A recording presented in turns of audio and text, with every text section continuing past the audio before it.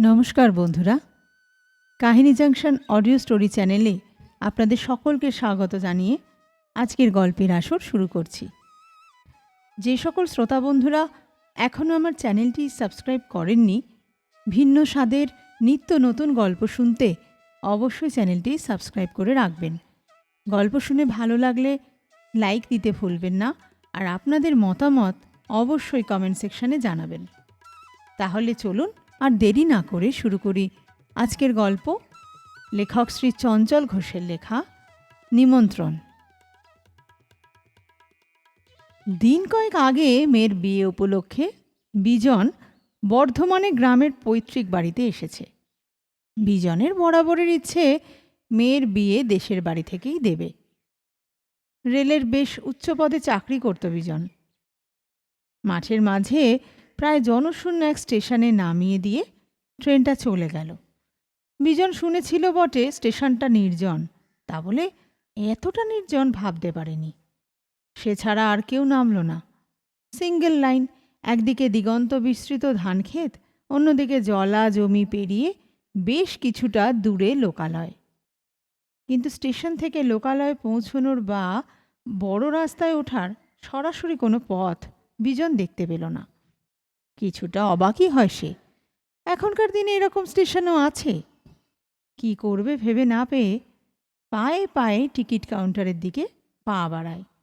ভিতরে মাঝ বসে এক ভদ্রলোক বসে রয়েছেন। দাদা, স্টেশন থেকে বেরোনোর রাস্তাটা কোন দিকে? জানলায় মুখ রেখে বিজন জানতে চায়।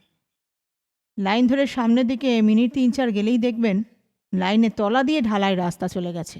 নেমে গিয়ে ডান দিকে মিনিট 5-7 গেলেই বড় পিচ রাস্তা। যন্ত্রের মতো একটানা বলে গেলেন ভদ্রলোক। ফেরার মানে হাওড়া যাওয়ার গাড়ি কটায়? 5:50। আজ রবিবার, ওর পরে লাস্ট ট্রেন রাত 9টায়। ঘড়ি দেখে বিজন 4টে বাজে।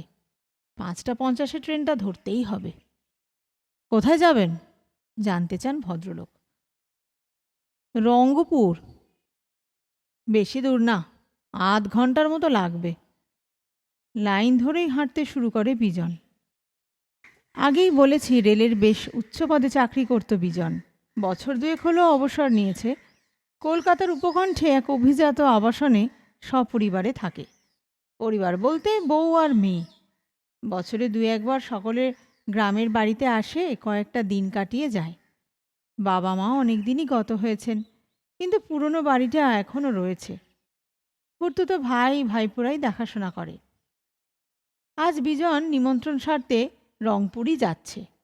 এর আগে কোনো দিন রংপুর যায়নি।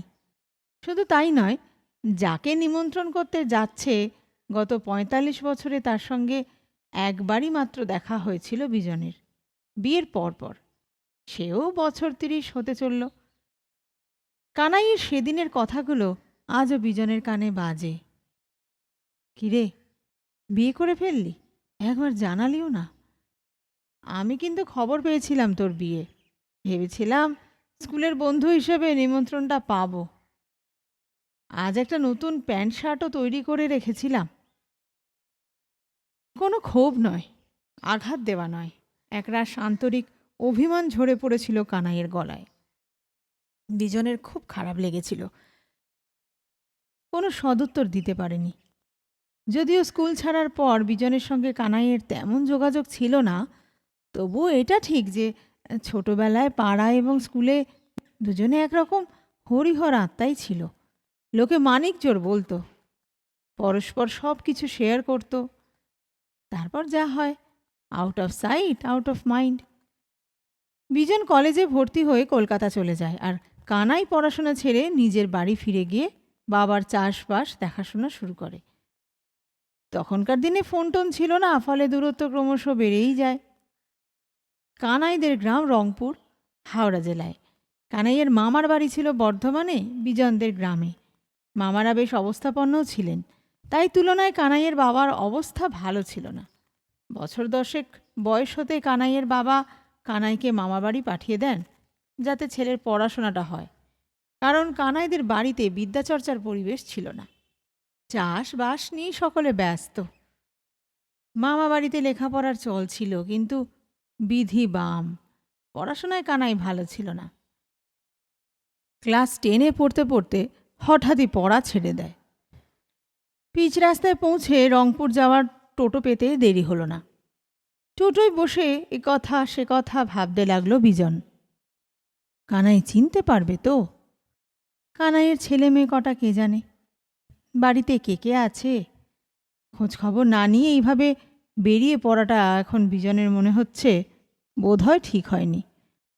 তবে অপরিচিত জায়গায় অচেনা পথে মাঝে মাঝে বেরিয়ে পড়তে বিজনের ভালোই লাগে। খোঁজখবর নেওয়ার চেষ্টা যে বিজন করেনি তা নয়, কিন্তু কেউ তেমন কিছু তথ্য দিতে পারেনি। কানাইয়ের মামারা কেউ বেঁচে নেই।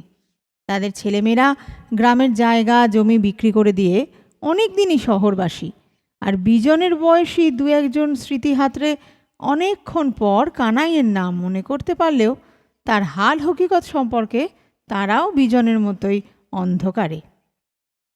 রাস্তার দুপাশে মাঠ, গরমের ধান চাষ হয়ে গেছে, যত দূর চোখ যায় সবুজ আর সবুজ। ফাল্গুনের বিকেল, মন কেমন করা দক্ষিণ হাওয়া বইছে। টোটোয় যেতে যেতে বিজনের বেশ ভালো লাগে। এই যানটা বিজনের বিশেষ প্রিয়। চারপাশ খোলা, অনেকটা পুরনো দিনের জুড়ি গাড়ির মতো মনে হয়, কানাইয়ের কথা বিজনের মনেই ছিল না। দিন দুয়েক আগে রাতে খেতে বসে লাবণী বলে, হ্যাঁ গো, তোমার সেই বন্ধু কানাইদাকে পম্পার বিয়েতে বললে কেমন হয়? নিজের বিয়েতে তো বলতে ভুলে গিয়েছিলে, এখন মেয়ের বিয়েতে নিমন্ত্রণ করে প্রায়শ্চিত্ত করো। প্রস্তাবটা মনে ধরে বিজনের। সত্যি তো, কানাইকে এই সারপ্রাইজটা দেওয়াই যায়, বেটা খুব খুশি হবে। নামুন, এটাই রংপুর মোড়। টোটো ড্রাইভারের কথায় সম্বিত ফিরে পায় বিজন। নেমে ভাড়া মিটিয়ে সামনে একটা চায়ের দোকানের দিকে এগিয়ে যায়। কানাইয়ের বাড়িটা কোথায় জানতে হবে। এক কাপ চা নেয় বিজন। দোকানদার এক মাঝবয়সী ছেলে। ভাই, এই গ্রামে কানাইয়ের বাড়িটা কোন কোন কানাই বলুন? রংপুরের 4 জন কানাই।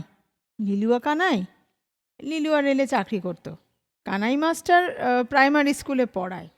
ঘড়ি কানাই ঘড়ি সারায়, আর কানা কানাই একটা চোখে ভালো দেখতে পায় না। ভাঁড়ে চা ঢালতে ঢালতে এক মনে বলে গেল ছেলেটি। এ কানাই চাকরি বাকরি কিছু করে না, যতদূর জানি চাষবাস করে, আমার বয়সী। ও, তাহলে কানা কানাই। পাশ থেকে একজন বলে ওঠে, না না, আমি যার কথা বলছি সে আমার পরিচিত, সে কানা নয়। জড়তা কাটিয়ে একটু জোর গলাতেই বলে বিজন। শুনুন, কানাইদা নিজেই জানতো না একটা চোখে কম দেখে। যখন ধরা পড়লো তখন চোখটা অনেকটাই খারাপ হয়ে গেছে। আপনি দেখলে কিছুই বুঝতে পারবেন না। কেউ একজন বলল। পদবী কি? দোকানদার জিজ্ঞেস করে। পাল। তাহলে ঠিক আছে, যার কথা ওরা বলছে সেই। আপনি এই ঢালাই রাস্তা ধরে সোজা মিনিট 3 যাবেন, তারপর বাঁদিকে একটা প্রাইমারি স্কুল পড়বে। ওই স্কুলের পিছনেই কানাইদার বাড়ি। ঘড়ি দেখে বিজন। বেশি দেরি করলে চলবে না, ফিরতে হবে। রাস্তার ওপরে একটা মিষ্টির দোকান থেকে এক প্যাকেট মিষ্টি কিনে হাঁটতে শুরু করলো। একটি অল্প বয়সী ছেলে এগিয়ে এসে বলল, আমি ওদিকেই যাব, আমার সঙ্গে আসুন। বিজনের ভালোই লাগে। এখানকার মানুষজন বেশ খোলামেলা, মিশুকে। কিছুক্ষণ হাঁটার পর প্রাইমারি স্কুল এবং ঠিক পিছনে একটা একতলা পাকা বাড়ি চোখে পড়ল বিজনের। বাইরে অনেক দিন রঙের প্রলেপ পড়েনি। কেন যেন বাড়িটাকে কানাইয়ের বাড়ি বলেই মনে হলো বিজনের। ছেলেটাই এগিয়ে গিয়ে কড়া নাড়ল। অল্প বয়সী এক মহিলা বেরিয়ে এলো। বৌদি, ইনি কানাই কাকাকে খুঁজছিলেন। হঠাৎ বিজনের মুখোমুখি হয়ে পড়ায় মেয়েটি যেন একটু অপ্রস্তুত হয়ে পড়ে। জিজ্ঞাসু দৃষ্টিতে বিজনের দিকে তাকায়। বিজনই শুরু করে, আমি কানাইয়ের ছোটবেলার বন্ধু। গিয়ে বলো তোমার মামার বাড়ির বিজন এসেছে। বাবা তো বাড়ি নেই। বাড়িতে নেই? তুমি কানাইয়ের কে হও মা? আমি ওর বৌমা, জয়া। ভিতরে আসুন না। একটু ইতস্তত করে বিজন বাড়ির ভিতরে যায়। পাশাপাশি দুটো ঘর, সামনে লম্বা বারান্দা, বেশ সাজানো গোছানো, কিন্তু কোনো লোকজন দেখতে পায় না।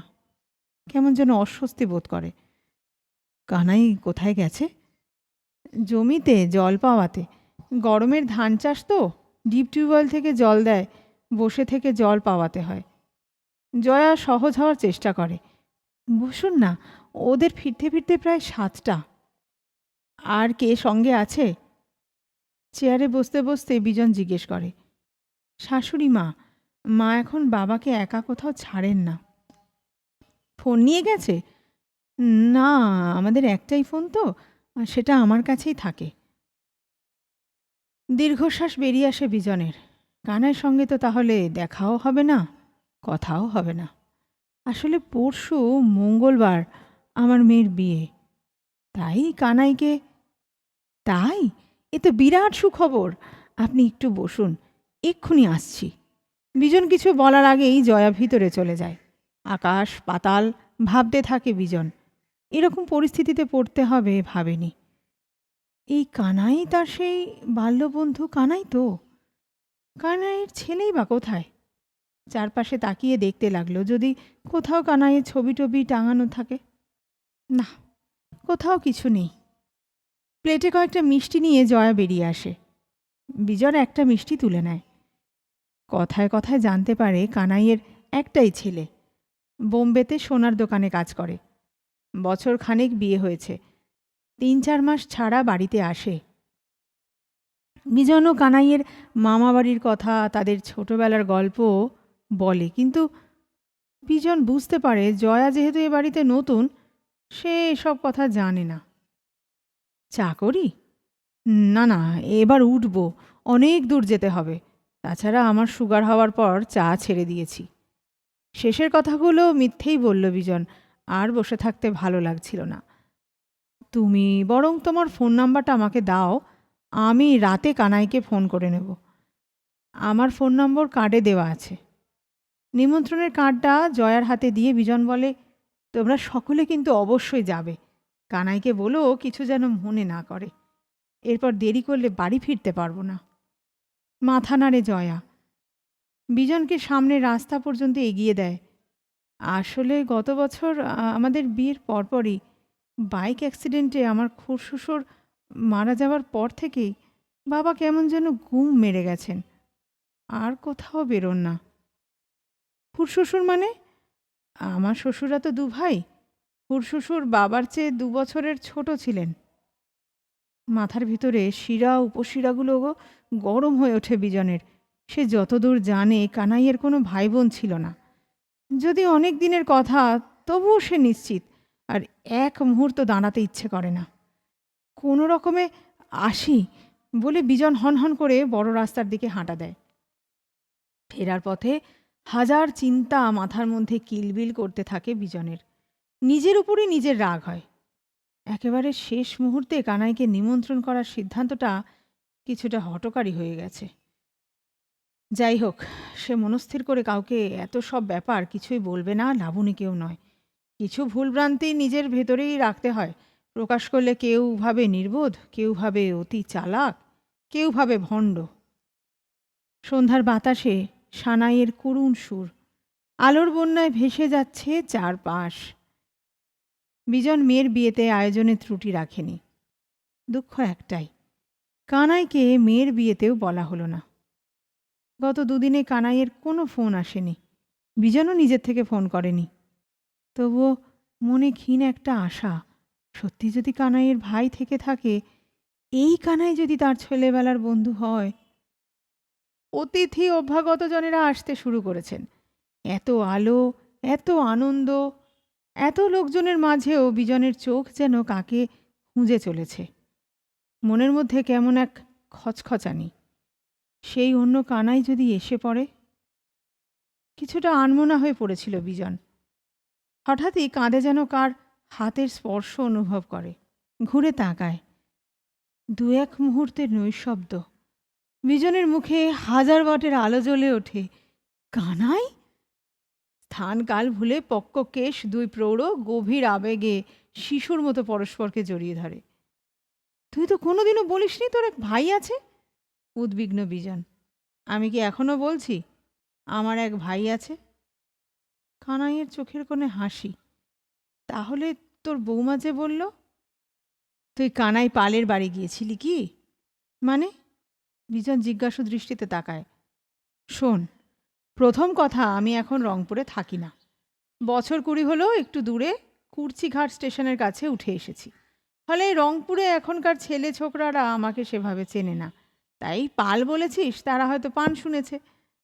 তাছাড়া তোদের কাছে আমি কানাই নামে পরিচিত হলেও বা সরকারি কাগজপত্রে আমার নাম কানাই থাকলেও ছোটবেলা থেকেই আমার ডাকনাম ছিল গোবিন্দ, এবং গ্রামের সকলে গোবিন্দ নামেই চিনত।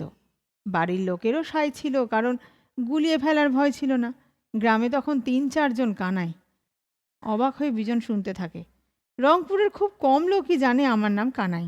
অবশ্য একসময় চিঠিপত্র কানাই নামেই আসতো। সেখানেও পিয়নরা প্রথম প্রথম কানাই পালের চিঠি কানাই পানের বাড়িতে দিয়ে চলে যেত। অনেকবার কানাই আমার চিঠি, দরকারি কাগজপত্র আমার বাড়ি পৌঁছে দিয়ে গেছে। তাই পরশু যখন তুই কানাই পানকে মেয়ের বিয়ের নিমন্ত্রণ করে এলি, তখন কানাই ছিল না। পরে বাড়ি ফিরে সব শুনতেই ওর সন্দেহ হয়। থাক, আর বলতে হবে না। এর পরেও তুই যে এসেছিস আমার মেয়ের পরম সৌভাগ্য। গলা বুজে আসে বিজনের। কানাই ডান হাতটা 2 হাতে চেপে ধরে। ঝাড়বাতির নরম আলোয় দুজোড়া চোখ আনন্দে চিকচিক করে ওঠে। রাতের আকাশে তখন আতশবাজির রোশনাই, দক্ষিণ হাওয়ায় হারিয়ে যাওয়া কৈশোরের গান।